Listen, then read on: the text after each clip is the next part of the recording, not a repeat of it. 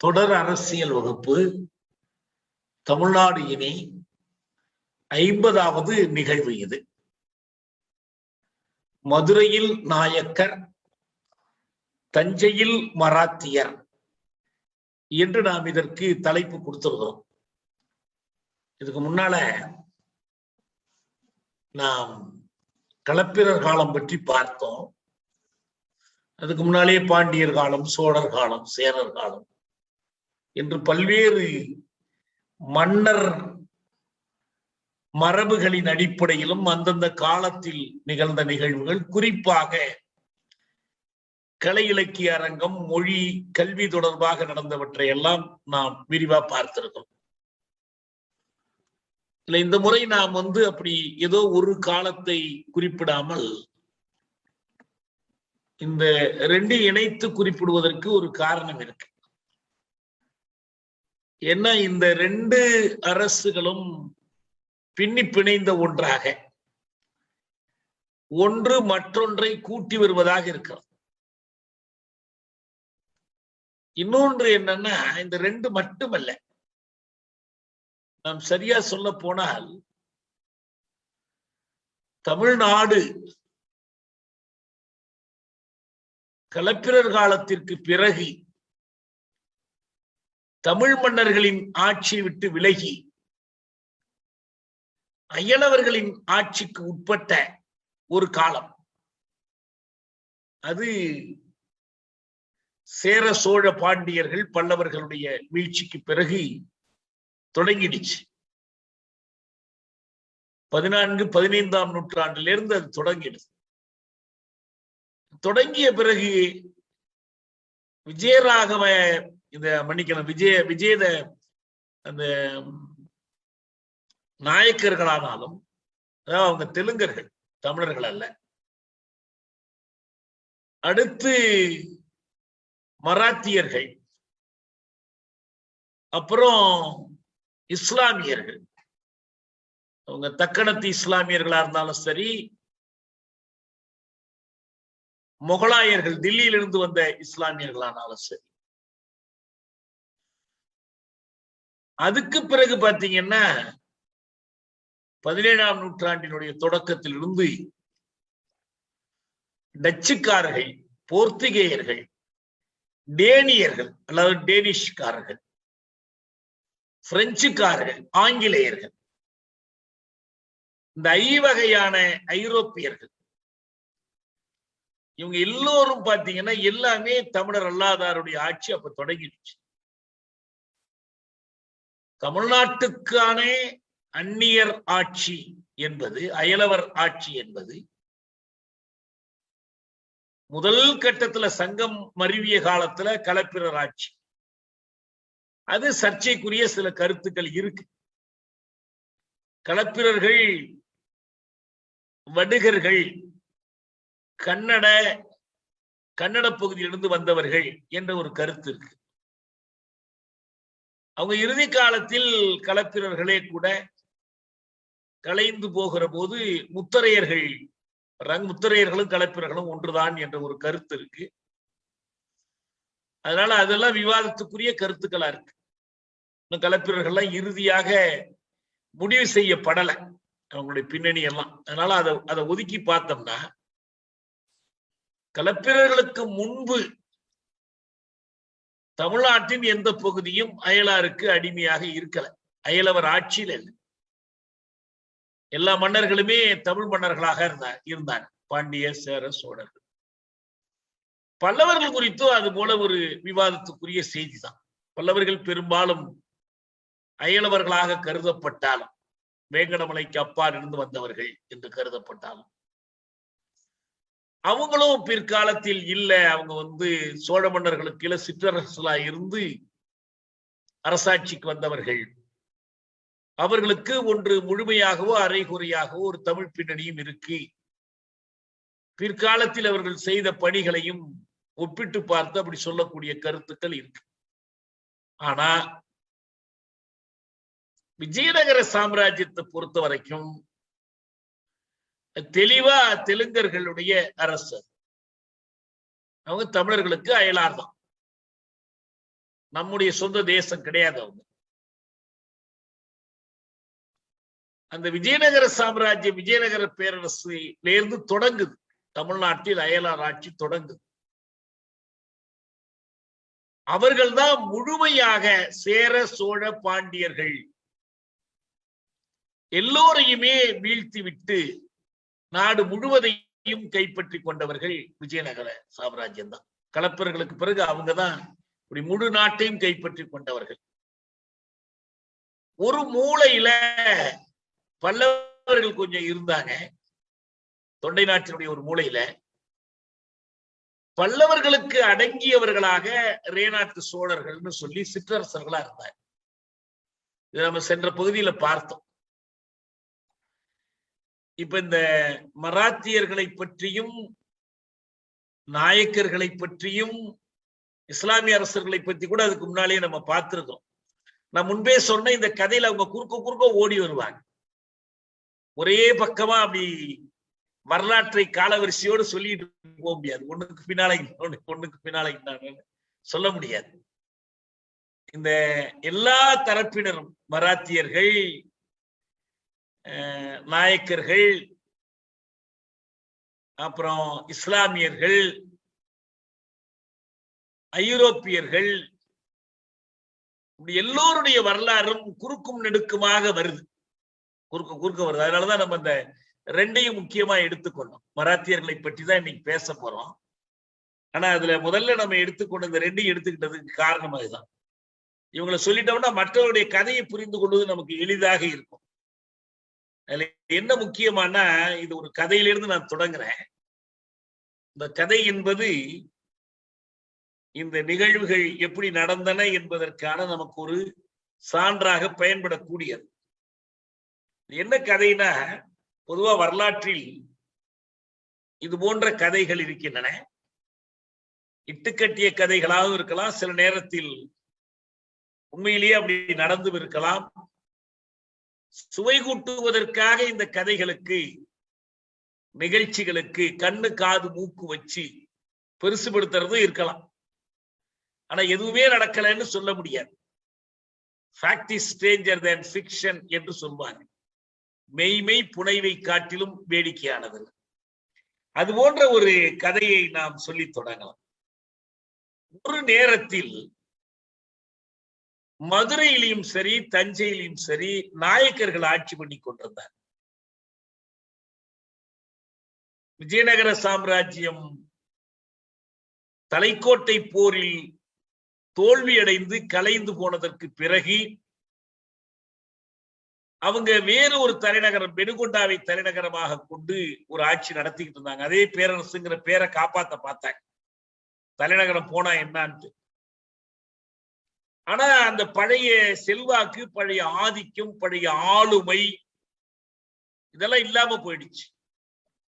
அதை பயன்படுத்தி கொண்டு அவர்கள் ஆங்காங்கு குறுநில மன்னர்களாக, வரி வசூல் பண்ணுகிறவர்களாக, படை திரட்டி கொடுக்கிறவர்களாக, பாளையக்காரர்களாக அமர்த்தி இருந்த பல்வேறு நாயக்கர்கள் இப்ப அவங்கவுங்க கொஞ்சம் சுதந்திரமா, சுயேட்சையா விடுமை பெறுவதற்கான முயற்சியில் ஈடுபட ஆரம்பிச்சுட்டாங்க.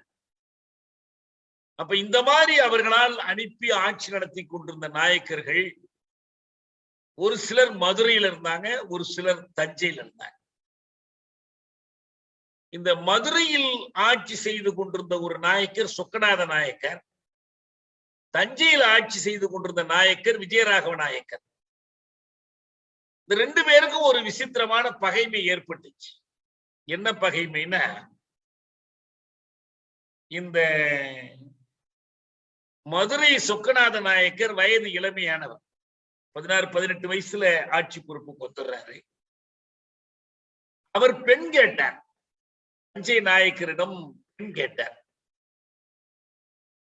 அப்ப அவர் பெண் கொடுக்க மாட்டேன்ட்டார். விஜயராகவ நாயக்கர் பெண் கொடுக்க, அவர் வயதுல மூத்தவர், அதனால்தான் பெண்ணு கொடுக்க மாட்டேன்னு சொன்ன பிறகு அவர் படையெடுத்தார். தஞ்சாவூர் மேல படையெடுத்து வந்தார். மதுரை நாயக்கர் படையெடுத்தார். அப்ப இவர் தஞ்சை நாயக்கர் என்ன பண்றாரு, அதுக்கு எதிராக போருக்கு புறப்படுறாரு. புறப்படும் போது அவர் அரச குடும்பத்தினர் எல்லாம் கூப்பிட்டு, இந்த போரில் நான் தோல்வியுற்றால் எல்லோரும் நீங்க எல்லாரும் என்னோட சேர்ந்து செத்து போயிடும். அது வடிவம் பற்றி ஒண்ணும் சொல்லப்படல. உடன்கட்டை ஏறுதலா, எல்லோரும் தீக்குளிக்கிறதா, ஏதோ ஒரு விதத்துல எல்லோரும் செத்து போயிடணும்னு அவர் உத்தரவு கொடுக்கிறார். அதே மாதிரி களத்தில் அவர் செத்து போறார். இது என்ன வீர மரணம்னு சொல்றதா, என்ன மரணம்னு சொல்ற, சண்டை போட்டார், செத்து போயிட்டார். அப்ப அந்த அரண்மனையில் இருந்த எல்லோரும் சொன்னபடியே இறந்து போறாங்க. அவருடைய மனைவிமார்கள், அந்த புறத்துல இருந்தவங்க, தளபதிகள், மந்திரிகள் எல்லாரும் இறந்து போறாங்க. ஒரே ஒரு அவருடைய துணைவியார்ல ஒருத்தர், ஒரு மாதேவியார், அவர் மட்டும் என்ன பண்றாருன்னா 4 வயது மகனை சாகடிக்க மனசு இல்லாம ஒரு தாதியிடம் ஒப்படைச்சிடுறார். நீ எப்படியாவது போய் இவனை பாதுகாத்துக்கொள் அப்படின்னு சொல்லிடுறார். சொல்லிட்டு பிறகு அந்த அவளும் செத்து போயிடுறா. ஆனா அந்த தாதி அந்த குழந்தை 4 வயது குழந்தையை எடுத்து கொண்டு போய் வளர்க்கிறான். நம்ம திரைப்படங்கள்ல பார்ப்போம், ராஜா சின்ன வயசுல இளவரசரா போய் எங்கேயாவது ஒளிஞ்சிருப்பார், பின்னால வளர்ந்து கலகம் பண்ணுவார். அதே மாதிரிதான் இதுல நடக்குது. அப்ப அவங்க அப்படி போய் தனியா வளர்த்துக்கிட்டு இருக்கும்போது, இப்ப இந்த மதுரை நாயக்கர் என்ன பண்றாருன்னா, அவருக்கு தான் பொண்ணும் கிடைக்கல, எதுவும் கிடைக்கல. அந்த இவர் விஜயநகர நாயக்கர் போயிட்டதுனால ஆட்சி இவர் கைக்கு கிடைச்சு போகுது. மதுரை நாயக்கருக்கு 2 ஊர்ல தானே ஆட்சி புரிய முடியாதுங்கிறதுனால அழகிரிய தஞ்சாவூருக்கு அனுப்பி நீ போய் ஆட்சி பண்ணுன்னு சொல்றாரு.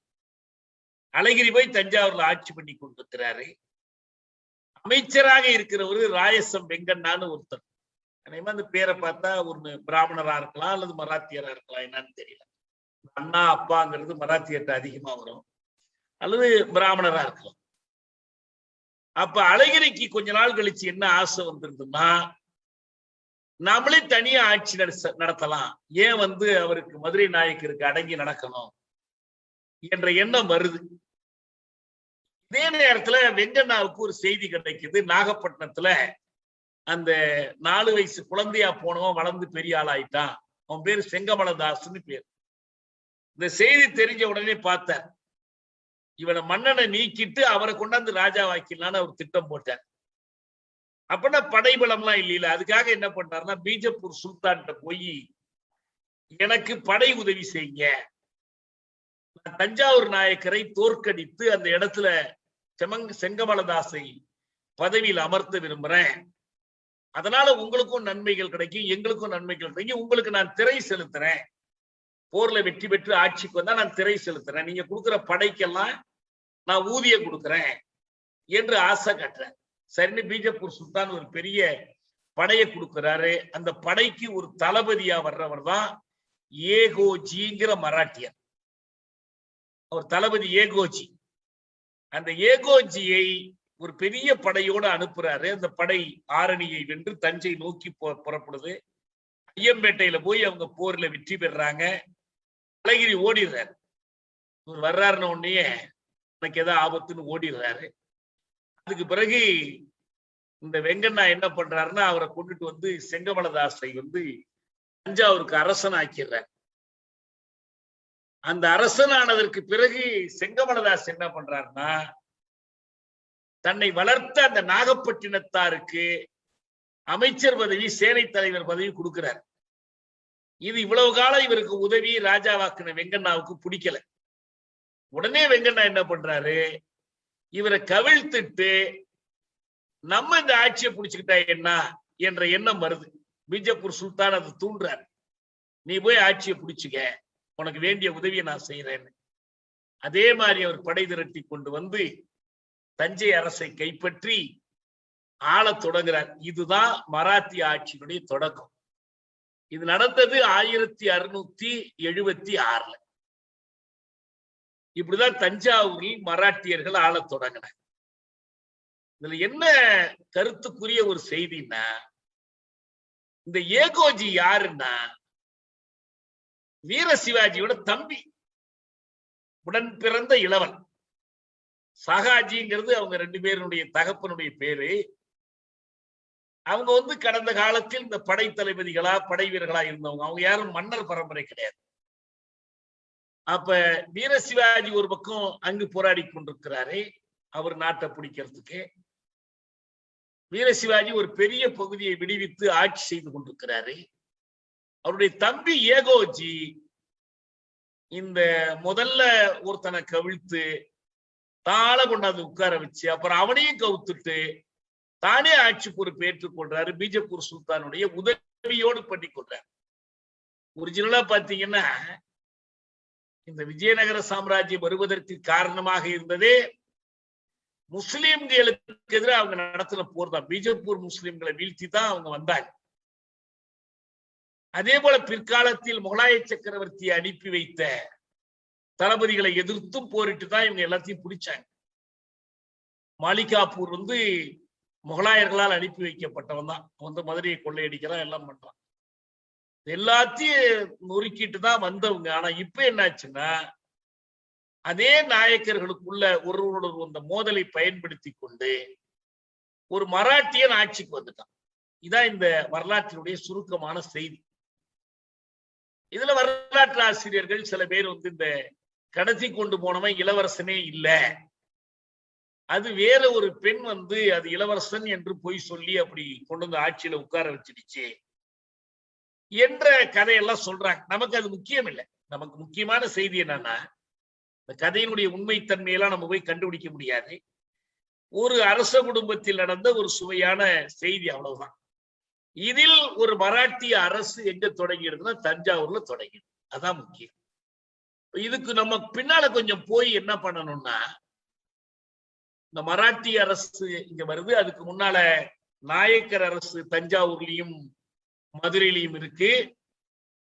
அப்ப இந்த ஆரம்ப காலத்தில் நான் சொன்ன பாருங்க, தமிழ்நாடு தமிழ் மண் முழுக்க முழுக்க தமிழ் மன்னர்களால் ஆளப்பட்ட காலத்திற்கு பிறகு எப்படி இந்த நாயக்கர்கள் மராத்தியர்கள் இவங்களிடமெல்லாம் எப்படி சிக்கியது என்பதை தெரிந்து கொள்வதற்கு நாம் ஏற்கனவே பார்த்திருக்கிற அந்த முன் வரலாற்றை சுருக்கமாக மீண்டும் ஒரு முறை நினைவுபடுத்திக் கொள்வோம்.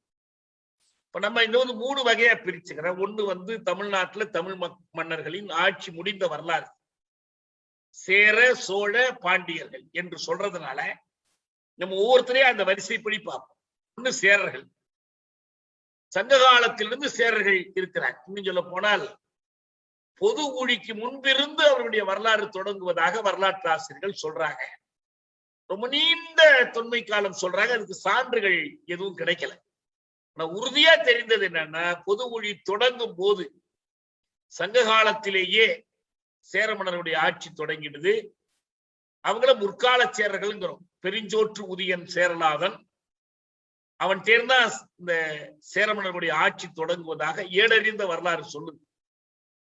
இந்த வரிசையில் மிகவும் முக்கியமான 2 மன்னர்களை பற்றி நாம் ஏற்கனவே சொன்னோம். ஒருத்தர் சேரன் செங்குட்டுவன், இளங்கோவடிகளுடைய மூத்தவன். இன்னொருவர் கடைக்கால் இரும்பொறை.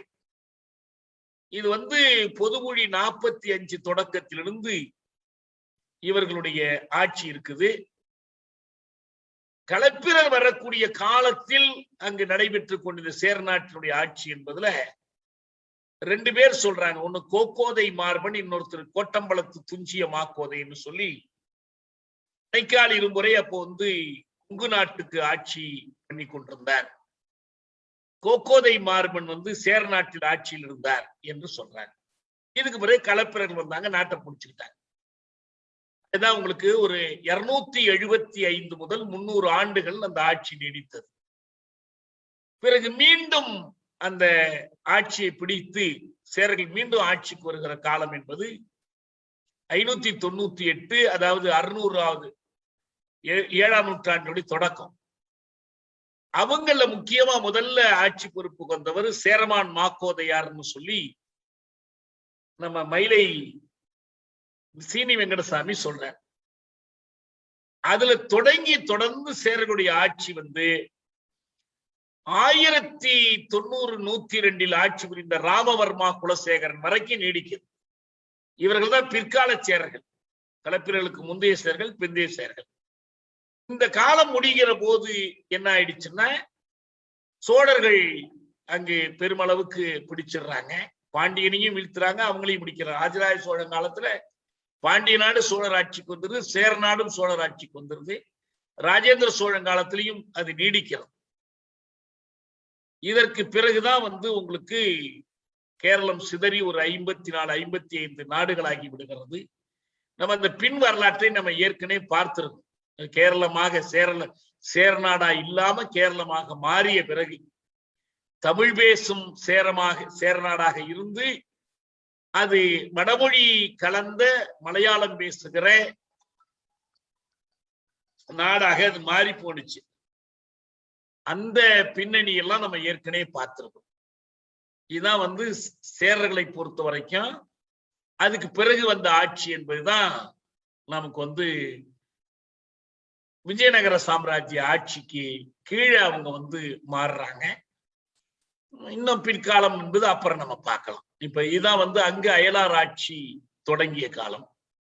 அடுத்து சோழர்களுடைய வரலாற்றில் நாம் இதே போல சங்ககால சோழர்கள், அது ரொம்ப முக்கியமான 2 பேரு, 2 கரிகாலன். கரிகார் பெருவளத்தான் வெள்ளனை கட்டிய கரிகாலன். அப்புறம் அவருக்கு பிறகு ஒரு 2 தலைமுறைகளுக்கு பிறகு இன்னொரு கரிகாலன் வந்தாரு. சோழன் செங்கனான் தான் களப்பிரரிடம் ஆட்சி இழந்த சோழ மன்னன் என்பவன் சோழன் செங்கனான். அப்ப சோழர்களும் பாண்டியர்களும் களப்பிரிடம் ஆட்சி இழந்த காலம் என்பது கிபி, அதாவது பொது ஊழி 350க்கும் 450க்கும் இடைப்பட்ட காலத்துல 575 வரைக்கும் களப்பிரர்கள் பேரரசர்களாக இருந்தாங்க. அதற்கு பிறகு அவர்கள் தோற்கடிக்கப்பட்ட பிறகும் முத்தரையர்கள் போன்ற சிற்றரசர்களாக பணியாற்றினாங்க. இந்த முத்தரையர்ங்கிற பேரை அவர்கள் சூடிக்கொண்டதே எதனாலன்னா, முத்தரை அப்படின்னா 3 நாடு, சேர சோழ பாண்டிய நாடு 3 நாடுகளையும் ஆண்டவர்கள் என்ற முறையில தான் முத்தரையர் என்ற பெயர் பெறாங்க. அவங்க நம்ம தஞ்சை பக்கத்துல செந்தலை இன்னும் சில ஊர்கள்ல தலைநகரம் வைத்து ஆண்டார்கள் என்ற வரலாறு. அவர்களும் என்ன பண்றாங்க, இந்த 875 வரைக்கும் பல்லவர்களுடைய பிடியில இருக்கிறாங்க. களப்பிரர்ல இருந்து நேரடியா சோழர் விடுதலை பெறல. களப்பிரர்களிடமிருந்து அவர்களை விடுவித்தது சோழ நாட்டை விடுவித்தது பல்லவர்கள் தான். பல்லவர்கள் அப்படி விடுவித்து தங்கள் ஆட்சியின் கீழே வச்சுக்கிறாங்க. சோழர்களை தங்களுக்கு கீழே சிற்றரசர்களாகத்தான் வைத்துக் கொள்றாங்களே தவிர சோழர்களுக்கு சுயேட்சையான அரசு அல்ல. சோழர்கள் ஒரு எழுச்சி ஏற்பட்டு அதன் மூலமாக அவர்கள் ஆட்சியை பிடிக்கிற காலம் என்பது இது 875க்கு பிறகுதான் வருது. அந்த வரிசையில முக்கியமானவர்கள் விஜயாலய சோழன், ஆதித்த சோழன், பராந்தகன், எல்லாவற்றை விட புகழ்பெற்ற 1ஆம் ராசராசன். அவர் சரியா நூற்றாண்டு திருப்பத்தில் இருக்கார். 985 1014. அவருக்கு பிறகு ராஜராஜேந்திரன். அவர்கள் காலத்தில் நடைபெற்ற இந்த கோயில் பணிகள், இலக்கிய பணிகள், நூலக பணிகள், எல்லாத்தை விட அவங்க பொறித்து வைத்த கல்வெட்டுகள், இதை பற்றியெல்லாம் நம்ம ஏற்கனவே பார்த்திருக்கோம். இது சேர சோழர்களை பொறுத்த வரைக்கும். பாண்டியர்கள்ட்ட நம்ம மிந்திய ஒரு தடவை நான் என்ன சொன்னேன்னா, இந்த சேர சோழ பாண்டியர்கள் பல்லவர்கள் இந்த எல்லோரிலும் தொடர்ந்து நீண்ட காலம் ஆட்சி நடத்திய மன்னர்கள் உண்டுன்னா அவங்க பாண்டியர்கள் தான். அந்த களப்பிரர் காலம் மட்டும்தான் விலக்கு. இதுல களப்பிரர் காலம் தவிர பிரித்தானியர் ஆட்சி பிடிக்கிற காலம் வரைக்கும், அதாவது வெள்ளையர்கள் நுழைகிற வரைக்கும் தொடர்ச்சியா இருந்த ஒரு நாடு பாண்டிய நாடு. மதுரையை இழந்து கூட இருந்தாங்க. சுல்தான்கள்ட்ட மதுரையை இழந்துட்டாங்க, நாயக்கர்கள்ட்ட மதுரையை இழந்தாங்க. ஆனா மதுரையை இழந்த போது அவர்கள் தென்பாண்டியர்களா மாறிடுறாங்க. ஒண்ணு நெல்லையிலிருந்து ஆட்சி புரியுறாங்க, இல்லைன்னா தென்காசியிலிருந்து ஆட்சி புரியுறாங்க. அதனாலேயே அவர்களுக்கு நெல்லை பாண்டியர்கள், தென்காசி பாண்டியர்கள் என்றெல்லாம் பேரு வருது. முதல் 3 நூற்றாண்டு அவங்கதான் சங்கம், தமிழ் கழகம் வைத்து நடத்தியவர்கள். அதுல கடைசியா அந்த சங்கம் வைத்து நடத்தி ஆட்சி இழந்த பாண்டியன் பேரு பாண்டியன் உக்கிர பெருவெழுதி. மீண்டும் அவர்கள் வீழ்த்துவதில், களப்பிரர்களை வீழ்த்துவதிலும் முன்னுக்கு வர்றாங்க. அதுதான் கடுங்கோன் பாண்டியன் பேர். அதுக்கு பிறகு முதல் பாண்டிய பேரரசு உருவாகி அவர்கள் 400 ஆண்டுகள் தொடர்ச்சியா அந்த ஆட்சி நடைபெறுகிறது. இடையில சில காலம் அவர்கள் சுல்தான்கள்ட்ட ஆட்சி இழந்து மீண்டும் 1190 2ஆம் பாண்டிய பேரரசு வருது. அதுக்கு பிறகு மீண்டும் சுல்தான் ஆட்சி இடைக்காலம் வந்து பிற்கால பாண்டியர்கள் 1310 தொடங்கி தொடர்ந்து அவங்க ஆட்சி நடத்துறாங்க. விஜயநகர ஆட்சி தொடங்குற வரைக்கும். அப்புறம் விஜயநகர ஆட்சி தொடங்கிய பிறகும் அந்த மதுரை நாயக்கர்களுடைய ஆட்சி, அதற்கு பிறகு தொடர்ந்து தென்பாண்டிய நாட்டில் பாண்டியர் ஆட்சி. இதான் வந்து தமிழகம் அயலார் ஆட்சிக்கு முன்பு இருந்த நிலை. 14ஆம் நூற்றாண்டு என்பது தமிழ்நாடு அயலார் ஆட்சிக்கு உட்பட்ட காலம். தெலுங்கர், மராத்தியர், இஸ்லாமியர், வெள்ளையர்கள், டச்சுக்காரர், போர்ச்சுகேயர், டேனியர், பிரெஞ்சுக்காரர், ஆங்கிலேயர். 1565 தலைக்கோட்டை போருக்கு பிறகுதான் இந்த விஜயநகர சாம்ராஜ்யம் குலுங்கிய பிறகு, கலைந்து போன பிறகு நாயக்கர்கள்லாம் அவங்கவுங்கள ஆட்சி பண்ண ஆரம்பிச்சுட்டாங்க அந்த பகுதிகளில். அப்படி வந்த ஒரு ஆட்சியில வந்ததுதான் இப்ப நம்ம முதல் கதையில பார்த்தோம் பாருங்க. விஜயநாகவ நாயக்கரும் சொக்கநாத நாயக்கர் அவங்களுக்கு இடையில நடந்த மோதல், திரை கொடுப்பது கொடுக்காம போறது, இதெல்லாம் வந்த மோதல். அதனாலதான் 1676 மராத்தியர் ஆட்சி தொடங்குது. மராத்தியர் ஆட்சியில குறிப்பிடத்தக்க செய்தி ஒன்றும் பெருசா இல்லை. இந்த ஏகோஜிக்கு பிறகு அடுத்தடுத்து வெவ்வேறு பேர்ல வர்றாங்க. ஒரே ஒரு சுவையான செய்தி இதுல என்ன இருக்குன்னா, சிவாஜிக்கும் ஏகோஜிக்கும் ஏற்பட்ட அந்த மோதல் அண்ணன் தம்பிக்குள்ளதான். அப்ப ஏகோஜிக்கு அண்ணன்கிற முறையில அவர் அறிவுரைகள்லாம் சொல்றாரு. நம்ம இங்க திருவிழப்பாடின்னு கொள்ளிடக்கரையில இருக்குது அந்த பக்கம், அங்க நேர்ல வந்து சந்திக்கிறாரு. அவர் என்ன கேட்கிறாருன்னா, உனக்கு இவ்வளவு பெரிய ராஜ்யம்லாம் வேண்டாம், உன் நாட்டையெல்லாம் என்கிட்ட கொடுத்துருங்கிறாரு சிவாஜி. உனக்கு வேணா தஞ்சாவூர் மட்டும் வச்சுக்க, பாக்கி இடத்தெல்லாம் என்கிட்ட விட்டு கொடுத்துரு, நான் பாத்துக்கிறேன்னு சொல்லி கேட்கிறாரு. இவர் அதுக்கு ஒத்துக்கொள்ள மாட்டேங்கிறாரு.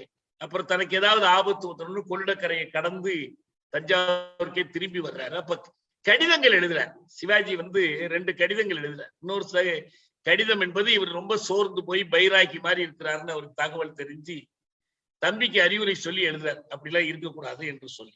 இந்த கடிதங்கள் ஒரு நல்ல சுவையான இலக்கியம். அவங்க இப்ப நேரம் விருப்பப்படுறவங்க படிக்கலாம். இந்த வரலாற்றுல அந்த கடிதங்கள் முக்கியமான ஒரு கடிதம். உங்களுக்கு இவ்வளவு பணம் கொடுக்குற எல்லாம் சொல்லி பாக்குறாங்க, அதெல்லாம் கேட்கல. ஆனா அந்த வரலாற்றுக்குள் நம்ம அதிகம் போக வேண்டாம், நம்ம தலைப்புக்கு அது முக்கியம் இல்லை. ரொம்ப இந்த மராத்திய மன்னர்கள்ல, தஞ்சையை ஆண்ட மராத்திய மன்னர்கள்ல குறிப்பிடத்தக்கவர் 2ஆம் சரபோஜி தான். உங்களுக்கு இப்பயும் ஒரு கல்லூரி இருக்குது, சரபோஜி காலேஜ் இருக்கு தஞ்சாவூர்ல, உங்களுக்கு தெரியும். அதே போல சரபோஜி மன்னரால் நிறுவப்பட்ட சரஸ்வதி மகால் இருக்குது, ஒரு பெரிய நூலகம், எல்லாமே சரபோஜி மன்னரால் ஏற்படுத்தப்பட்டதுதான். இந்த தஞ்சை வரலாற்றிலிருந்து அழிக்க முடியாத ஒரு பெயரா சரபோஜி மன்னர் இருக்கிறார். என்ன ஒரு வேடிக்கைன்னா, சரபோஜி மன்னர் ஏதோ ஒரு நீண்ட ஆட்சி நடத்தி இதெல்லாம் செய்திருப்பாருன்னு தோணும். உண்மையில ஆட்சி காலம் என்பது பொது ஊழி, அதாவது கிபி 1798 முதல் 1832. 1798 முதல் 1832. அப்ப என்னாச்சு உங்களுக்கு? 34 ஆண்டுகள். ஆனா உண்மையில அவர் 34 ஆண்டு ஆட்சி புரிந்தார். ஆனா இல்ல. ஏன்னா இதுக்கு இடையில நாம் என்ன தெரிந்து கொள்ளணும்னா, பிரித்தானியர்கள் மற்ற வெள்ளையர்கள்லாம் வந்து நுழைய ஆரம்பிச்சுட்டாங்க. அவங்க என்ன பண்ணாங்கன்னா, அங்கங்கே தொழிற்சாலை ஆரம்பிக்கிறது, வணிக நிறுவனங்கள் ஆரம்பிக்கிறது, அப்புறம் அவங்களுக்கான கோட்டைகளை பாதுகாப்புக்காக வேண்டி கட்டிக்கொள்வது, இந்த வேலையெல்லாம் அவங்க ஆரம்பிச்சுட்டாங்க. அப்ப அவங்களுக்குன்னு ஒரு படையை வைத்துக் கொள்றாங்க. இவர்களுடைய படையை ஒன்றுக்கொன்று எதிராக நிறுத்துறாங்க. அவர்களுடைய படைகளை பயன்படுத்தி கொண்டு இந்த மன்னர்களுக்கெல்லாம் ஆட்சிக்கு வருவதற்கு உதவுவது, அறிவுரை சொல்றது, தங்களுக்கு கப்பம் வாங்குவது என்று ஒவ்வொன்றா இவங்க செய்ய ஆரம்பிச்சிடுறாங்க. இதனுடைய விளைவு என்னன்னா, இவங்க எல்லாம் இந்த ஆட்சிகள்ல பூரா தலையிடுறாங்க. மதுரை நாயக்கர்கள் ஆட்சியா இருந்தாலும், மராத்தியர்கள் ஆட்சியா இருந்தாலும், யாருடைய ஆட்சியாக இருந்தாலும் இவருடைய தலையீடு ஆரம்பிக்குது. நம்ம இந்த இடத்துலதான் கொஞ்சம் அந்த ஐரோப்பிய வரலாற்றை நினைவிலே வைத்துக் கொள்ளணும். ஐரோப்பாவில 17ஆம் நூற்றாண்டு தொடக்கம் அல்லது 16ஆம் நூற்றாண்டு இறுதி பகுதியிலிருந்து தொழில் புரட்சி, அங்கு ஏற்பட்ட மாற்றங்கள், மறுமலர்ச்சி காலம், இதுக்கு பிறகுதான் அந்த அரசியல் வகைப்பட்ட குடியாட்சி புரட்சிகள்லாம் வருது. 1789 பிரெஞ்சு புரட்சிகள் தான் தொடங்குது. அப்ப இந்த தொழிற்புரட்சியின் காரணமாக தொழில் துறையில் வளர்ச்சி பெற்ற நாடுகளா முதல்ல வந்து ஹாலந்து. ரொம்ப சின்ன நாடு. டச்சுன்னு சொல்லுவாங்க, ஹாலந்துன்னு சொல்லுவாங்க, நெதர்லாண்ட்ஸ்ன்னு சொல்லுவாங்க. நம்ம ஆங்கிலம் சிறுகதைகள் புத்தகம் நான்னி டெய்ல்டு புத்தகத்துல ஒரு பீட்டர்னு ஒரு சிறுவன் எப்படி வந்து துவார வழியா கடல் நாட்டுக்குள்ள ஊருக்குள்ள நுழையாம அடைச்சுக்கிட்டு ராத்திரி பூரா உட்கார்ந்து இருந்தான்னு ஒரு கதை சொல்றாங்க. அந்த கதை எதுக்காகன்னா, கடல் மட்டத்துக்கு கீழே இருக்கிற நாடு, எனவே விட்டா கடல் உள்ள நுழைஞ்சிடும். சோறு கட்டி தான் அந்த நாட்டை பாதுகாக்கும். அந்த நாடுதான் டச்சு நாடு. இந்த ஒரு சிறிய நாடு, அது தொழில் புரட்சியினுடைய தாக்கம், இதனுடைய விளைவாக அதற்கு சில தேவைகள் ஏற்படும். அவங்க தேவைக்கு மேல அதிகமாக பண்டங்கள், குறிப்பா துணி போன்ற பண்டங்கள், இவற்றை அவங்க ஆக்கம் செய்ய முடியும். அப்ப இதை விற்பதற்கான சந்தை வேண்டும். அந்த தொழிற்கூடங்களுக்கான முதலீடுகள் வேண்டும். ஏன்னா முதல் என்று சொல்வதே, கேபிட்டல் என்று சொல்வதே ஒரு உறவு முறை. ஒரு பக்கம் தொழிலாளர் உழைப்பு ஆற்றலை விற்கக்கூடிய உழைப்பு திறனை விற்க வேண்டிய தொழிலாளர்களுக்கும், அவற்றை விலை கொடுத்து வாங்கி ஆக்க பொறிகள், அதாவது உற்பத்தி சாதனங்கள் மீது பயன்படுத்தி கொள்ளக்கூடிய முதலாளர்களுக்குமான உறவு. ஆரம்பத்துல என்ன செய்ய வேண்டியிருக்குன்னா, இதற்கு நிறைய பொருள் செல்வம் தேவைப்படும். அப்ப இந்த செல்வம் திரட்டுவதற்காகவும், சரக்குகளை விற்பதற்காகவும், மூலப்பொருட்களை கொள்முதல் செய்து எடுத்துக்கொண்டு போவதற்காகவும், அவங்க இந்த வணிக நோக்கத்தோடு, பொருளியல் நோக்கத்தோடு வேறு நாடுகளுக்கு புறப்பட்டு போறாங்க. அப்படி வந்தவங்க தான் நம்ம வாஸ்கோட காமாவை ஆரம்பிச்சு டச்சுக்காரர்கள், போர்த்துகேயர்கள், டேனிஷ்காரர்கள் எல்லோரும் வர்றாங்க. இதுல அதிக சுவடு இல்லாமல் போயிட்டவங்க டேனிஷ்காரங்க. டென்மார்க்கை சேர்ந்தவர்களுக்கு தான் டேனிஷ்காரர்கள்னு பேர். இப்ப கூட நீங்க சேலத்துக்கு ரயில்ல போனீங்கன்னா வழியில ஒரு ரயில் நிலையத்திற்கு டேனிஷ் பெட்டுன்னு பேர். இப்ப கூட சிறை கைதிகளுடைய குழந்தைகளை வளர்ப்பதற்கு, படிக்க வைப்பதற்கு வாய்ப்பு இல்லைன்னா அங்க அவங்கள வளர்த்து ஆளாக்கி ஒப்படைக்கிறதுக்காக ஒரு டேனிஷ் மிஷன் என்று ஒரு அமைப்பு வச்சு நடத்துறாங்க. நாங்க சிறையிலேருந்து சில குழந்தைகளை அங்க அனுப்பியிருக்கோம். அந்த டேனிஷ்காரர்களும் முதல்ல வந்தவங்கல்ல, அவங்களும் அடங்குவாங்க. டச்சுக்காரர்கள், போர்த்துகேயர்கள், டேனிஷ்காரர்கள், அப்புறம் பிரெஞ்சு, கடைசியா ஆங்கிலேயர் என்று வந்தாங்க. அவங்களுடைய வருகை தொடங்குது 1605, அதாவது 17ஆம் நூற்றாண்டினுடைய முதல் ஆண்டுகள்ல தொடங்குது. அவங்க தமிழகத்திலிருந்து ஏலக்காய், லவங்கம், நறுமண பண்டங்களை கொள்முதல் செய்யறாங்க. அந்த செஞ்சி நாயக்கனிடமிருந்து அவர்கள், அப்ப நாயக்கன் ஒவ்வொரு ஊர்லயும் இருக்கிறான். தஞ்சாவூர் நாயக்கன், மதுரை நாயக்கன், செஞ்சி நாயக்கன். செஞ்சி நாயக்கன் தேர்ந்து அவர்கள் தெக்கினப்பட்டணம் அப்படிங்கிற ஊர்ல வந்து உரிமை பெறாங்க. இன்னொரு இடம் புலிக்காடுன்னு நான் நினைக்கிறேன், பழவேற்காடுன்னு நினைக்கிறேன். பழவேற்காட்டுல ஒரு தொழிற்சாலை அமைத்துக் கொள்வதற்கு அவங்க உரிமை பெறாங்க, நாயக்கர்கிட்ட இருந்து வாங்குறாங்க. நம்ம சென்னையே வந்து உங்களுக்கு தெரியும், சென்னப்ப நாயக்கிட்ட இருந்து வாங்கினதுதான் சென்னைன்னு சொல்லுவாங்க. அது போல அவங்க இப்படி வரும்போது என்ன, முதல்ல வந்து இந்த மாதிரி வணிக நோக்கங்களுக்காகன்னு வந்துட்டு பிறகு ஆட்சியில் தலையிட ஆரம்பிக்கிறார். உனக்கு ஆள தெரியல, நான் ஆண்டு கொடுக்குறேமா, உனக்கு வேணுங்கிற உதவி நான் செய்யறேன் அப்படின்னு சொல்லி அவங்களுக்குள்ள ஒரு பக்கம் மோதல் இருக்கு. போர்ச்சுகீஸ்காரர்களுக்கும் டச்சுக்காரர்களுக்கும் மோதல் இருக்கு. எங்களுக்கு ஆபத்து இருக்கு, எனவே நாங்க ஒரு கோட்டை கட்டிக்கிறோம் அப்படின்னு பழவேற்காடுல ஒரு கோட்டை கட்டிக்கிறாங்க. ஆங்கிலேயர்கள் டச்சுக்காரர்களோட ஒப்பந்தம் பண்ணி பழவேற்காட்டுல அவங்க இடம் பிடிக்கிறாங்க. நிறைய வரலாறு. 1621, 1600 தொடங்கி 1605 தொடங்கி 1640 வரைக்கும் இது போன்ற பல ஒப்பந்தங்கள். அப்படித்தான் நமக்கு தெரியும். கிழக்கிந்திய கும்பெனிக்காரன் என்ன பண்றான், சிவாஜி கிட்ட சொல்றான், நம்ம அந்த மன்னிக்கணும், சரபோஜி கிட்ட, 2ஆம் சரபோஜி மன்னன் சொல்றான், நீங்க நல்ல ராஜாவா இருக்கிறீங்க, நல்ல மனுஷன், ஆனால் நீங்க ஆட்சி பண்றதுக்கு லாயக்கு இல்லை.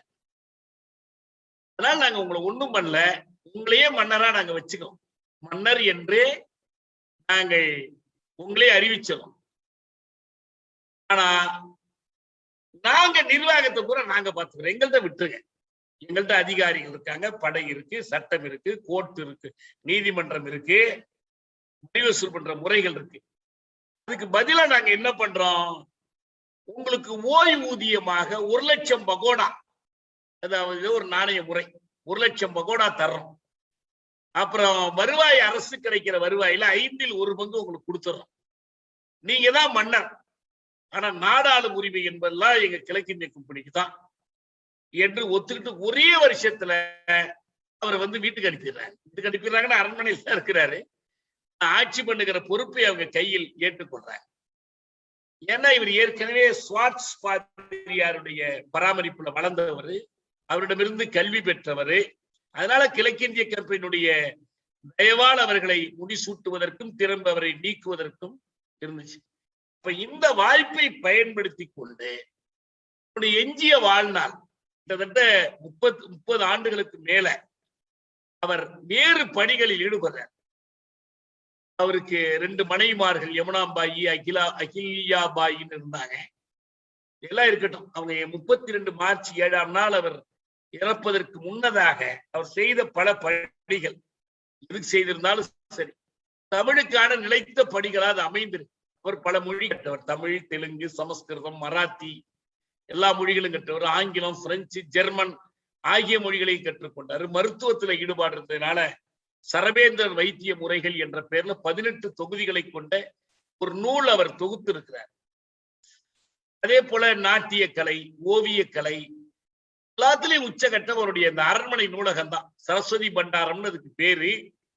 இந்த பண்டாரத்தில் வைத்து அவருடைய இப்பயும் கூட அவருடைய சிலை, ஓவியம் எல்லாம் மிகவும் வியக்கத்தக்க கலைப்படைப்புகளா எல்லோராலும் கருதப்படுது. அப்படி ஒரு பொற்காலமாக இது அமைந்தது, கலைகளுக்கு, ஓவிய கலைக்கும் நாட்டிய கலைக்கும் மற்றதும்.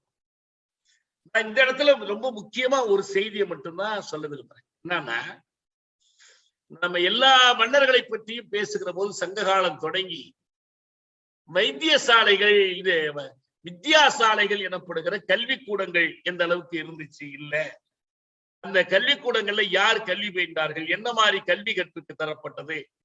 பல பேராசிரியர்கள்ட்ட நான் அந்த கேள்விதான் கேட்டேன். ஒன்னும் பெருசா தெளிவான விடைகள் நமக்கு கிடைக்கல. இப்ப இவர் விஷயத்துல எல்லோருமே அந்த வரலாற்றுல எழுதியிருக்கிறார். இவர் எந்த அளவுக்கு இந்த கல்வி கூடங்கள்ல ஒரு குறிப்பா ஒரு கல்விக்கூடம் அவர் ஆரம்பிக்கிற ஒரு கல்விக்கூடம் இருக்கே, கல்விக்கூடத்தினுடைய பெயர் எனக்கு நம்ம இவரு குடவாயில் பாலசுப்ரமணியம் அவருடைய நூல் அனுப்பியிருந்தார். அந்த நூல்ல இருந்தா நான் அதை எடுத்தேன். அந்த நூலகம், ஏன்னா இவர் நூலகத்துல பணியாற்றியவர் நம்ம பாலசுப்ரமணியம் இந்த சரஸ்வதி மகால் நூலகத்திலேயே பணி செய்தவர். ஏராளமான வரலாற்று சுவடிகள் நாம் ஏற்கனவே பேசும்போது, ராஜராஜ சோழன் காலத்தில் தஞ்சாவூர் கோயிலில் கிட்டத்தட்ட 1.5 லட்சம் எழுத்துக்கள் கொண்ட கல்வெட்டுகள் பொறிக்கப்பட்டன என்று பார்த்தோம். கல்வெட்டுகள் மிகப்பெரிய வரலாற்று சான்றுகளா பயன்படுது. அங்கேயும் கல்வெட்டுகள் பதிச்சாங்க, வேறு இடங்கள்லயும் கல்வெட்டுகள் பதிச்சாங்க. அதே போல அவங்க செப்பேடுகள், இது எல்லாமே வரலாற்று பயன்படுது. எல்லாத்த விட அவங்க மெய்கீர்த்தி என்று சொல்லி ஒவ்வொரு மன்னனுடைய வரலாற்றையும் மிகச்சிறந்த செய்யுள் வடிவத்துல பதிவு பண்ணி வச்சார். அது எல்லாமே இப்ப வரலாற்று ஆய்வாளர்களுக்கு மிகப்பெரிய அளவுல பயன்பட்டுக்கிட்டு இருக்கு. அதனுடைய தொடர்ச்சியாக இந்த 2ஆம் சரபோஜியும், ஏன்னா அவர் ஆட்சிக்குள்ள தான் அது இருக்கு, அந்த கோயில்ல கல்வெட்டுகள் அமைக்கிறாரு, வரலாறு பதியப்படுது எல்லா வகையிலும். இப்ப அவங்கள பத்தி எல்லாம் தெரிஞ்சுக்கிறதுக்கு நிறைய சான்றுகள் கிடைக்குது. ரொம்ப முக்கியமான ஒன்று, இந்த சரஸ்வதி பண்டார் என்கிற அந்த நூலகத்தில் ஏராளமான சுவடி ஓலைகள் இருக்கு. அதுல நிறைய மோடி சுவடிகள், மோடி ஓலைகள்னு சொல்றாங்க. மோடி என்பது ஒரு எழுத்து வடிவம். நமக்கு வட்டெழுத்து, இப்ப தமிழி எழுத்து இப்படி எல்லாம் சொல்றாங்கல்ல, நாகரி, தேவநாகரி எல்லாம் சொல்றாங்கல்ல, அது போல ஒரு எழுத்து வடிவம். அது எல்லோருக்கும் இப்ப படிக்க தெரியாது, படிக்க தெரிஞ்சவங்க ஒரு சிலர் தான். அந்த மோடி எழுத்து வடிவத்தில் எழுதப்பட்ட அந்த சுவடிகளை எல்லாம் தமிழாக்கம் செய்து பாதுகாக்கிறாங்க. இன்னும் பல மொழிகள்ல நூல்கள் சேகரித்து வச்சிருக்காங்க. 5000க்கு மேற்பட்ட நூல்கள் அப்பயே அவர் சேகரித்து வைத்த நூல்களுடைய எண்ணிக்கை இப்பயே அது நல்ல உயிரோட்டமா இயங்கிட்டு இருக்கு. அங்க நம்ம பாலசுப்ரமணியம் பணியாற்றினதுனால அதை பற்றி எழுதியிருக்கிறாரு. அவர் சொன்னார், நவவித்யா கலாசாலை அப்படின்னு ஒரு கலாசாலை அதை அமைத்து நடத்துறாங்க. கலாசாலையில எல்லாரும் படித்தாங்களான்னு தெரியல, வெறும் பார்ப்பனமானவர்களுக்கு மட்டுமான கலாசாலையா கூட இருக்கலாம். அப்புறம் இந்த நூல்களை அச்சிட ஆரம்பிச்சிருந்தாங்க. அச்சிடுவதற்கு இப்ப நம்ம பயன்படுத்தக்கூடிய அச்சு கோப்புக்கு பயன்படுத்துறோம். இப்பதான் நமக்கு எல்லாமே இதா வந்துருச்சு, எண்மவியல் அல்லது இலக்கியல் டிஜிட்டல் ஆயிடுச்சு எல்லாமே. இப்ப எல்லாம் யாரும் எழுத்து கோக்கிறது இல்லை. இப்ப நான் பார்த்து என்னுடைய வீர தெலுங்கானா தமிழாக்கம்லாம் எழுத்து கோத்தோம், ஒவ்வொரு எழுத்தா கோத்துதான் பண்ணோம். அது இப்ப ஈயத்துல செய்வாங்க, ஈயத்துலதான் அந்த அச்சு செய்வாங்க. ஆனா அப்ப இந்த இங்க அச்சிடுற நூல் அச்சிடுவதற்கு கல்லிலேயே செஞ்சிருக்காங்க. கல்லெழுத்து அச்சுக்கள், அச்சுக்களை கொண்டு பல நூல்களை அவங்க அச்சிட்டு வெளிக்கொண்டு வந்திருக்கிறாங்க. சரபோஜியினுடைய அந்த காலத்துல தமிழ் நூல்களும் இருக்கு, வேறு மொழி நூல்களும் இருக்கு. அந்த வித்யாசாலை பற்றி நம்ம இப்ப படிக்கும் போது என்ன தெரியுதுன்னா, நம்ம இந்த நவோதயா வித்யாசாலைன்னு ஒண்ணு சொல்றாங்க பாருங்க, இது மாதிரியே இருக்கு. அதை பார்த்தீங்கன்னா இதை பார்த்தீங்கன்னா என்னென்ன பாடம் கத்து கொடுக்குறாங்க, எத்தனை பேர் படிச்சாங்க, எத்தனை பேர் ஆசிரியர்களா இருந்தாங்க, என்னென்ன பயிற்சி கொடுத்தாங்க என்று பார்த்தீங்கன்னா, காவியம், நாடகம், அலங்காரம், சோதிடம், சங்கீதம், சிற்பம், வைத்தியம், சாத்திரியம், தமிழ், ஆங்கிலேயம், யுனானி. தமிழ் மருத்துவம், தமிழ் மருத்துவம், ஆங்கிலேய மருத்துவம், யுனானி மருத்துவம். இப்ப எழுத்துக்களை கற்பிப்பதற்கென்று ஒரு இது வச்சிருக்கிறாங்க. ஒரு 26 பேர் கற்பிக்கிறாங்க. மராட்டிய மொழி, தெலுங்கு, தமிழ் கிரந்தம், துணுக்குங்கிறாங்க, அது ஏதோ இஸ்லாமியர் பேசுற மொழிங்க அப்படி சொல்றாங்க. பார்சி, அரபி, அப்புறம் தென் தேச பாஷைன்னு ஒண்ணு. இது தென் தேச பாஷையில தமிழ் இருக்குமா என்னன்னு எனக்கு தெரியல. ஆங்கிலேயம், ஏன்னா நமக்கு அண்மை காலம் வரைக்கும் கூட நம்ம 10வது 12ஆம் வகுப்பு தேர்வுகள்ல மதிப்பெண் போடுகிற போது ஆங்கிலம் என்று ஒரு பாடத்தையும் வெறும் மொழின்னு ஒரு பாடத்தை போடுவாங்க. லாங்குவேஜ்ல என்ன மார்க். இந்த லாங்குவேஜ்ங்கிறது தமிழா இருக்கலாம், இந்தியா இருக்கலாம், சமஸ்கிருதமா இருக்கலாம், பிரெஞ்சா இருக்கலாங்கிற மாதிரி ஒரு சூழ்நிலை இப்ப இல்ல. அது நம்ம தெரிஞ்சு நம்ம படிச்ச காலத்துல, நான் படிக்கிற காலம் வரைக்கும் இருந்துச்சு, அதுக்கு பிறகு இருந்துச்சு. இப்ப நம்ம நிறைய போராட்டங்களுக்கு பிறகுதான் தமிழை வெறும் லாங்குவேஜ்னு போடாம தமிழை ஃபர்ஸ்ட் லாங்குவேஜ் ஆக்குனாங்க. அதுக்கு முன்னால இங்கிலீஷ் ஃபர்ஸ்ட் லாங்குவேஜ் ஆகும், second one of the languages ஆகும் இருந்துச்சு. இப்ப அவன் பாருங்க அன்னைக்கே போட்டிருக்கான் தென் தேச பாஷைங்கிறான். அப்புறம் அவங்க பயிற்சியில கவாத்துன்னு ஒண்ணு இருக்கு, கழிப்பட்டைன்னு என்னன்னு எனக்கு தெரியல, குதிரை சவாரி கத்துக் கொடுக்குறாங்க.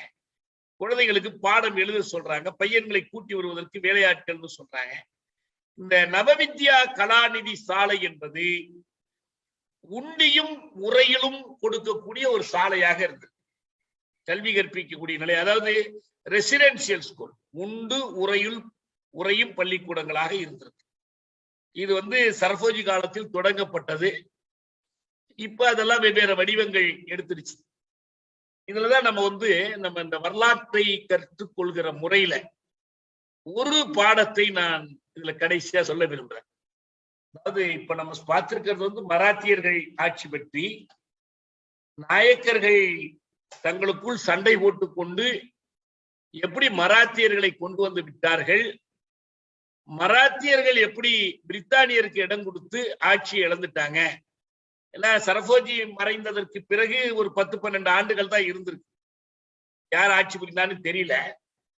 1850க்கு பிறகு அது நேரடியா கிழக்கிந்திய கம்பெனி ஆட்சிக்கு போயிடுச்சு. 57 நமக்கு தெரியும் முதல் இந்திய விடுதலை போர். 58 விக்டோரியா மகாராணியினுடைய பிரகடனத்தின் வழியாக பிரித்தானியருடைய நேரடி ஆட்சி வந்துருச்சுங்கிறது எல்லாமே நமக்கு தெரியும். இது போல நம்ம மதுரை நாயக்கர்கள் பற்றி நம்ம தனியா பார்க்கணும். மராத்தியர்களை பற்றி இது போதுமான செய்தி. அவங்க வந்த வரலாற்றையும் சென்ற வரலாற்றையும் சொல்வதற்காகத்தான் இதுல நாயக்கர்களை பற்றி நாம பார்த்தோம். மொத்தத்திலேயே சீனி வெங்கடசாமி என்ன சொல்றாருன்னா, எப்படி தமிழ் மன்னர்கள் ஆண்டு கொண்டிருந்த, மூவேந்தர்கள் ஆண்டு கொண்டிருந்த, பெரும்படைகள் வைத்து நடத்தி கொண்டிருந்த, மக்களுக்கு அறிவூட்டி கொண்டிருந்த, கல்வி கொடுத்து கொண்டிருந்த, கலைகள் வளர்த்து கொண்டிருந்த இந்த தமிழ்நாட்டுக்குள் தமிழ் நிலத்திற்குள் எப்படி அயலார்கள் அவளை எளிதில் படையெடுக்கவும் அடக்கி வைக்கவும் முடிந்தது என்ற கேள்வி எழுப்பிட்டு அவர் அதுக்கு பதில் சொல்றார். அதுக்கு காரணம் இந்த மன்னர்களுக்கு இடையில் ஓயாமல் நடந்து கொண்டிருந்த போர்களும் அரண்மனை கவிழ்ப்புகளும் தான். மூவேந்தர்கள் தங்களுக்குள் போரிட்டுக் கொண்டார்கள். மூவேந்தர்களும் சேர்ந்து கடையெழு வள்ளல்களுக்கு எதிராக போரிட்டார்கள். இவ்வளவு பெரிய கரிகாலன் போய் அதிகமான கொண்டுறான். மூவேந்தர்களை சேர்ந்து பரம்புமலையை முற்றுகையிடுறாங்க பாரி மன்னனுக்கு எதிராக. அப்புறம் அவர்களுக்குள் ஓயாமல் சோழனுக்கும் இவர்களுக்கும் நடந்த போர்கள். இந்த போர் பண்பாடு என்பது கார்ல் மார்க்ஸே சொல்லியிருக்கார். இந்த பிரித்தானிய வருகைக்கு முன்பு இந்தியாவில் மன்னர்கள் என்ன செய்து கொண்டிருந்தார்கள்னா, ஒன்று நல்ல நீர்ப்பாசன ஏற்பாடுகளை செய்தார்கள்ங்கிறார். அது கூட எதுக்கு பயன்படுது? தங்களுக்குள் ஓயாமல் போரிட்டுக் கொண்டிருந்தார்கள் என்று சொல்வார். இந்த போரிடுவதை பெருமையாக கருதுவது, போரை புகழ்ந்து பாடல்கள் இயற்றுவது, போரில் பெற்ற வெற்றிகளை கீர்த்திகளாக உயர்த்தி பிடிப்பது, அதெல்லாம் தொடர்ந்து இந்த மன்னர்கள் அது சங்க இலக்கியங்களையும் அதற்கு பிறகு நிறைய காணப்படுது. அதான் அவர் சொல்றார், வெங்கடசாமி என்ன சொல்றாருன்னா, ஒரு மன்னன் போரில் இறக்காம இறந்துட்டா கூட அவனுடைய நெஞ்சை கீறி விழுப்புண்பட்டதாக கருதி ஒரு குழந்தை பிறந்த குழந்தைய கூட அதனுடைய மார்பை கீறித்தான், வாளால் கீறித்தான் புதைப்பது என்ற நடைமுறை வைத்திருந்தாங்க. இந்த போர் வெறி தமிழ் மக்களுக்கு இடையில ஒரு நிரந்தர பிளவுகளை உண்டாக்கி அயலார் வந்து நுழைவதற்கான வாய்ப்புகளை ஏற்படுத்தி கொடுத்து விட்டது. இதை பயன்படுத்தி கொண்டுதான் தமிழ் மன்னர்கள் ஆண்ட அந்த மூவரசுகளையும் முன்னிலங்களையும் களப்பிரர்களால வீழ்த்த முடிஞ்சு. இன்னொரு கட்டத்தில் பகுதியாவே வெவ்வேறு பகுதிகளை கைப்பற்றி கொண்டு வந்தாங்க. இடைக்காலம் போக மீண்டும் விஜயநகர சாம்ராஜ்யம் தொடங்கி மீண்டும் அயலவர்களுடைய ஆட்சி தொடங்கியது, இன்று வரை தொடர்கிறது. அதுதான் இந்த வரலாற்றில் இருக்கிற படிப்பினை. இது ஒரு தொடக்கத்தில் நான் ஒரு கதையிலேருந்து சொன்னேன், எப்படி பெண்ணு கொடுக்கிற தகராறு போய் சண்டைய மாதிரி கூட்டுவதன. ஒருவேளை அது நடக்காமல் இருந்திருந்தால் இதெல்லாம் நடந்திருக்காதா என்று பார்த்தால் அப்பயே நடந்திருக்கும்.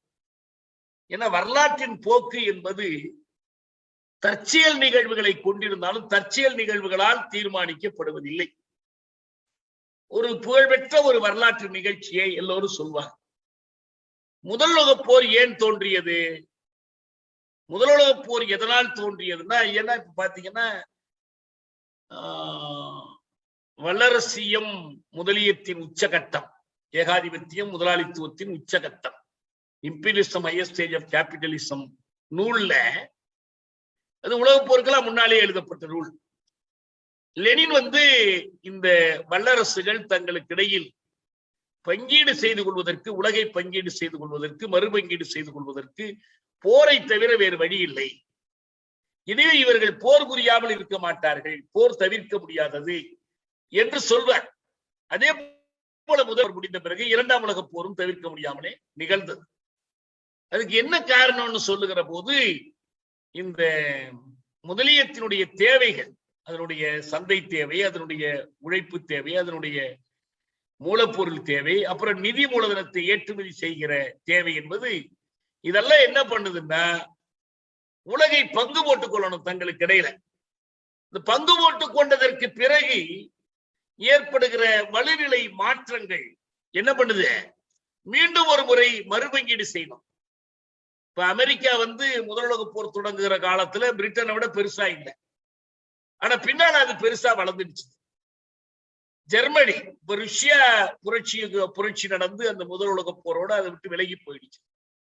அப்ப அவங்க தலைமையில ஒரு பெரிய முகாம் உருவாகுது. இப்படி மாறும்போது, வலுநிலைகள் மாறும்போது எல்லாம் ஒன்னா உட்கார்ந்து பேசி, என் பலம் மாறிடுச்சு, நீ ஒரு நாட்டை விட்டு கொடு, நான் அந்த நாட்டை விட்டு கொடுக்குறேன். இப்ப சிவாஜிக்கு ஏகோஜி விட்டு கொடுக்க மாட்டேன்னு சொல்லிடுறாருல அண்ணன் தம்பிக்குள்ளேயே. அப்ப யார் இவங்களுக்குள்ள விட்டு கொடுக்கறது? அப்ப வா சண்டை போட்டு பார்த்து, அதுக்கு ஆயுதம் சேகரிக்கிறது, ராணுவ கூட்டணிகளை உருவாக்குவது, இது மாதிரியான போக்குகள் என்பது எப்படி சமூக அமைப்பிலிருந்து விளைகிறது? இது அடிப்படை காரணம். ஆனா இந்த அடிப்படை காரணம் ஒரு பக்கம் இருக்க, ஒவ்வொரு வரலாற்று போக்கும் சில உடனடி செயல்களால், உடனடி நிகழ்ச்சிகளாலும் தீர்மானிக்கப்படும். தற்செயல் நிகழ்வுகள், தற்செயல் நிகழ்வதற்கு ஒரு அவசியம் இருக்கணும்.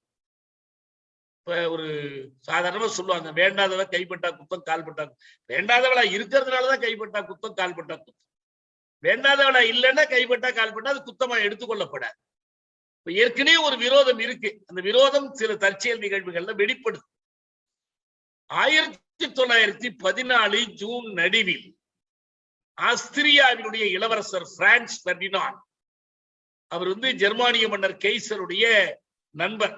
இப்ப கெய்சர் வில்லியம் தான் ஜெர்மனியுடைய மாமன்னரா இருக்கார், அவருடைய நண்பர். அவர் பால்கன் பகுதிகளில், பால்கன் நாடுகள், அதாவது கிழக்கு ஐரோப்பிய நாடுகள்ல ஒரு பதற்றமான சூழல் இருக்குன்னு அது பேசுவதற்காக போறார். ஜூன் 28ஆம் நாள் 2 வாரம் கழித்து பிரான்ஸ் பெர்டினாண்ட் அவருடைய மனைவி சோஃபியும் சாரையேவா, இப்பயும் இருக்கு அந்த ஊரு, யூகோஸ்லாவியா, பழைய யூகோஸ்லாவியாவில் இருக்குது, இப்ப செர்பியாவில் இருக்கு. அதுல இந்த ஆயுதப்படைகள் மரியாதை ஏற்றுக்கொண்டு ஊர்வலம் போறாங்க. அப்போ ஒரு இளைஞன், ஒரு 19 வயது கேவ்ரினோ பிரின்சோப் என்ற இளைஞனும், அவங்க ஒரு அமைப்பு வச்சிருந்தாங்க, இளம் போஸ்னிய இயக்கம். அதை சேர்ந்தவர்களும் இப்படி வர்றாங்கன்னு தெரிஞ்ச உடனே அவங்க மேல ஒரு குண்டு வீசுறாங்க. குண்டுலையும் தப்பிச்சிடுறாரு. அதுக்கு பிறகு சுட்டுறாங்க.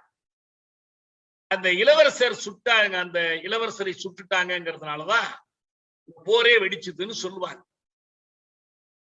ஆஸ்திரிய இளவரசர் செர்பியாவில் சுடப்பட்டதால் முதல் உலக போர் வெடித்தது. முதல் உலக போர் வெடிப்பதற்கான வேறு காரணங்கள் இல்லாம இருந்துச்சுன்னா இதுல இருந்து போர் வெடிச்சிருக்காரு. ஏதோ ஒருத்தர் கைது பண்ணுவாங்க, வழக்கு போடுவாங்க, தண்டனை கொடுப்பாங்க. அப்ப அந்த 2 பேரையும் சுட்டாங்க. இளவரசர், இளவரசி 2 பேருமே சுடப்பட்டாங்க. ரொம்ப பக்கத்துல சுட்டாங்க. பிரான்ஸ் பெர்டினாண்டும் சோஃபியும் அப்படி சுடப்பட்டாங்க.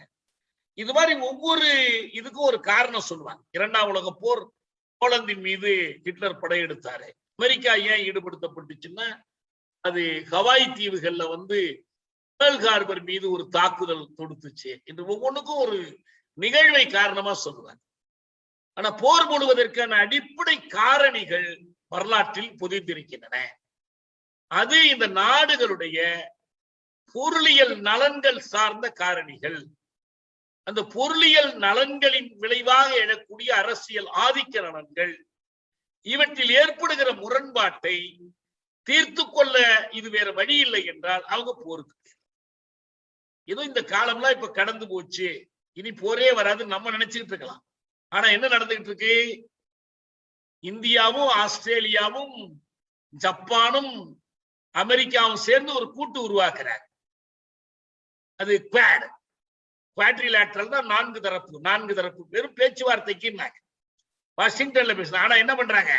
கடற்படை பயிற்சி நடத்துறாங்க. எதுக்கு? தீபாவளிக்கு கப்பல் விடுறதுக்கா அவங்க தயாராகிறாங்கன்னு அர்த்தம்.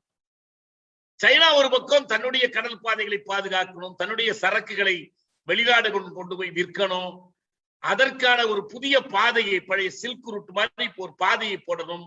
அவங்க பெல்ட் அண்ட் ரோடு ப்ராஜெக்ட் ஒரு ப்ராஜெக்டை கொண்டு அதுக்கு அங்கங்க கடற்படை தளங்களை உருவாக்கணும். ஹம்பன் தோட்டாவை ரெடி பண்றாங்க, கொழும்பு ரெடி பண்றாங்க, தனக்கு ஆதரவான நாடுகளை திரட்டுறாங்க.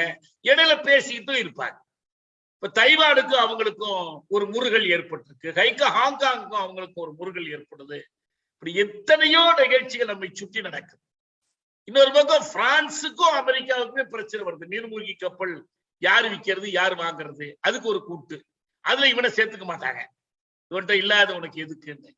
இப்ப இந்த வரலாற்றில் ஏற்படுகிற இந்த போக்குகளை நாம் அந்த காலத்திலிருந்து இந்த காலம் வரைக்கும் பார்த்து கொண்டிருக்கிறோம். வரலாறு, எடறிந்த வரலாறு, எடறியாத வரலாறு எல்லாமே இத்தகைய நலன்களின் மோதல், அந்த மோதலிலிருந்து விளைகிற போராட்டங்களுடைய வரலாறு. மார்க்ஸ் எங்கெல்ஸும் பொதுமை கட்சியினுடைய கொள்கை அறிக்கையில எடறிந்த வரலாறு அனைத்தும் வகுப்பு போராட்டங்களின் வரலாறே என்று சொல்லும் போது லெனின் அதை விளக்கும் போது சொல்வார், வர்க்கங்களுக்கு இடையில், அதாவது ஒரு வர்க்கத்துக்கும் இன்னொரு வர்க்கத்துக்கும், ஒரு வகுப்புக்கும் இன்னொரு வகுப்புக்கும் இடையில, அதே போல் தேசங்களுக்கு இடையில், ஒரு தேசத்துக்கும் இன்னொரு தேசத்துக்கும் இடையில் இவற்றிற்கிடையிலான மோதல்கள் வரலாற்றில் நிறைந்து காணப்படுகின்றன சொல்றார். இதுதான் இந்த போராட்டத்திற்கான சான்று. இந்த மோதல்கள் அக்காலத்திலும் நிகழ்ந்தன.